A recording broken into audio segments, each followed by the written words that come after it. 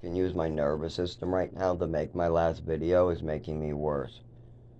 The epilepsy medication needs to kick in, and it's only a stopgap measure. Now, what's going to happen to me? I'm going to die soon. Why? My father and the town of Rochester both want it that way. Yep, my father wants to kill me. He doesn't want his illegal mistakes coming forward. He doesn't want me getting help. Why would he? After 25 years, he wants to keep his fucking secret still.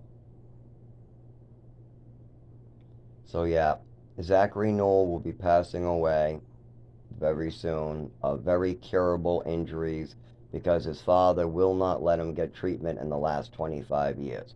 When I had seizures or illnesses at age 5, 6, or 7, I was not allowed to go to the emergency room and get help. When doctors and teachers were noticing that I needed some help because of an overdose and a neurological disorder, my mother and father decided to cut off all doctors and teachers and move me to Texas. When I started to speak up and ask for help at the doctor's office in Texas, all of a sudden, my mother and father got mad. My mother got mad in the car home asking, "Why did you say that? Why did you say that?" And then shortly later, after that, I was put in a mountain, New Mexico cabin called Villa Santa Maria that wasn't built yet. Now apparently it's built, but wasn't built yet when I was there. Had no doctors. And the teacher that they had was not able to teach kids from age 6 all the way to 14 all at 1 hour in the same time. And it was a big commute for us. So after 3 months, they had no teachers. They just had staff that were picking up the role. And so I missed out on 18 months of complete education. Not a single kid in that place got education. You can put every kid that was in Villa Santa Maria in 1998 and 1999 in a room and ask them what level of education they were receiving before and what level of education they received at and what level of education they received afterwards. And if you ask me, I was receiving a public education out of El Paso, Texas that was decent. It was normal. Then I received little to no education and a bunch of extracurricular activities like playing outside with animals and going to the library for 18 months. Then my mother and father cut off all education and brought me to Maine, homeschooling me, what also didn't give me any leg up or wasn't able to learn my classes. If you go over whatever was on that table when I was getting homeschooled, it would not match what the kids were learning in the public school. The lesson plan that the kids age 10 were learning at public school were very different than my mother's skills on a kitchen table while on vacation. Then we move again and again and again. Meanwhile, my mother also tries a new tactic to make sure that nobody helps me. It's called make up fantasies to psychiatrists and have the psychiatrist over medicate me against my will. Like if I play outside with a neighbor or if I try to do a science experiment, that means I need to be drugged and they need to make up more stories. I'm a homicidal animal herder. What did I do? I held a match to slug slime to see if I could make a fire extinguisher, and I told my father about the science experiment I wanted to do. So somehow that means I'm a serial killer, I'm homicidal, I'm hurting animals, and I need to be on 5 more medications on top of the 5 I'm already on. I'm vomiting in the morning, I'm sick to my stomach and esophagus hurts. I am about 50 pounds underweight. The doctors are saying I might die because I'm so underweight, malnutrients, and my pills that my mother's forcing down me is making me sicker. I'm saying, I feel weird, I feel sick, there's lightning in my bag, please stop. I'm yelling at these in these hospitals, please don't hold me down and force these drugs into me. And they do it anyways on my mother's and father's word. I tell the doctors in the hospital that I think these meds are hurting me. My mother says, no, no, no, we need as many pills as possible. My mother signs releases to allow these people to hold me down and inject me with these doses. And even when my roommate is storytelling, I get held down and double dosed with drugs because the roommate thinks it's funny. He thinks it's funny to go out of the room, make up stories to staff about my medication, and then see me scream in pain as the staff double medicate me with about 10 different pills twice in the same hour. And then the staff put it on the file. We got a complaint from Zach's roommate cheeking or something. When all the roommate did was walk out and say, Zach didn't take his meds, go hurt him. That's it. That's it. It's just a game. And the orphans have been playing this for years, since the 90s. I mean, these little kids have learned this. I would never do such a thing, but I have been the victim of it. There's a couple little kids in orphanages and in treatment centers that learn this trick.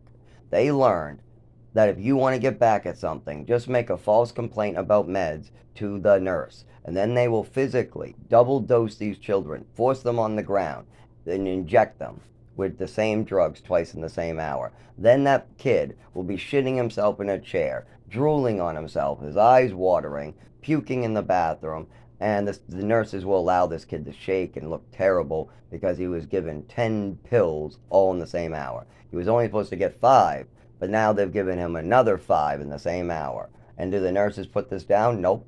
They say he only got 5. Meanwhile, the kid got 10. Why? Because Joey, his roommate, made a story. Yeah, this happens all the time, but it happens when parents like mine don't care about their son's welfare or safety, or they're trying to cover up, oh God, for their own mistakes. I gotta stop talking. I'm having a rough morning, and this is the good part. This is after 2 hours of recovering, an hour of epilepsy medication, vomiting and shitting already. Then again, 25 years I've not been allowed to get treatment thanks to my father and mother, and he's still trying. My father's still trying to make sure I get hurt. Still making up stories. The next one probably is I killed his wife. I bet he says that. He's never made that statement before, but I can see it in the way he talks that he's grasping at straws. And whenever my father grasps at straws and he doesn't want to take responsibility, next he tries to blame me and get me hurt. So the next thing, he'll probably make up a story about my Facebook messages. Like I'll tell people to watch out for the new drugs like Seroquel and Thorazine, because remember, back in the 1920s and 1940s, they had lead in makeup. They were selling heroin and cocaine. I'll make a message like that, and you know what my aunt will do? She'll try to make up a bunch of statements that I'm a drug dealer. Or, here's one.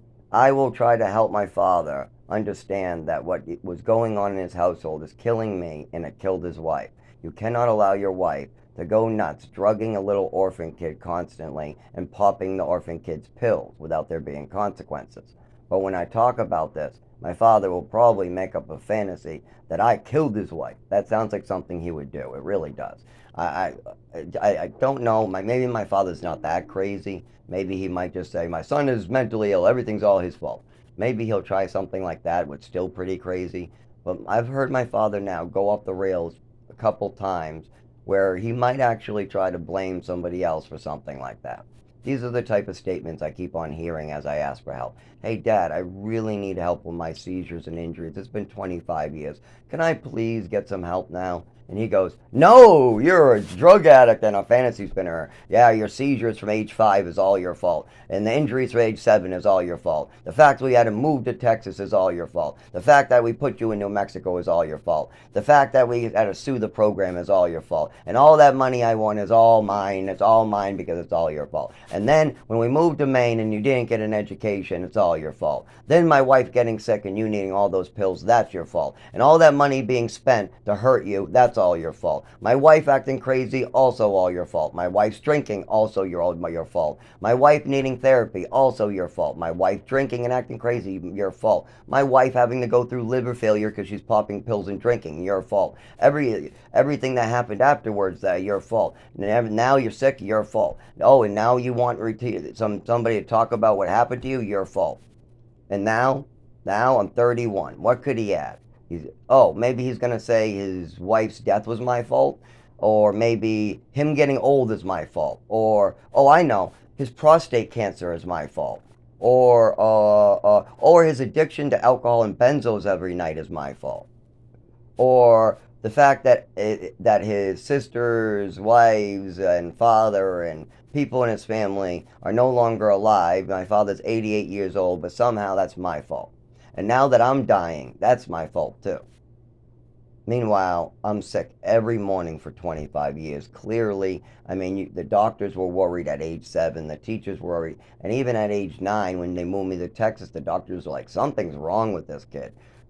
We need to look at his physical health. Nope, nope, nope, just give us a bunch of mental drugs and we'll pill him up. But they wouldn't buy that in Texas. My mother tried it and they weren't buying it. They weren't taking what my mother was selling in Texas. But Massachusetts, they loved it. They billed the state, and they made a fortune off of my mother and me.